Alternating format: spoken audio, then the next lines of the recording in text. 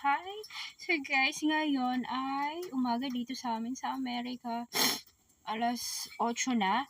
So guys, samahan nyo ako mag-kolekta ng itlog ng aming pugo dahil napakarami na. So, tara na! So guys, ito yung alaga naming pugo. At ay marami-rami na. Ay magko-kolekta. So, ang hirap. Pag may hawak ka ng camera, tapos, ba yan? Hindi mabasag. Ayan guys, oh. O, diba? Oh! Ayan ang sinasabi ko eh, nalaglag eh. Oh, wow, wow.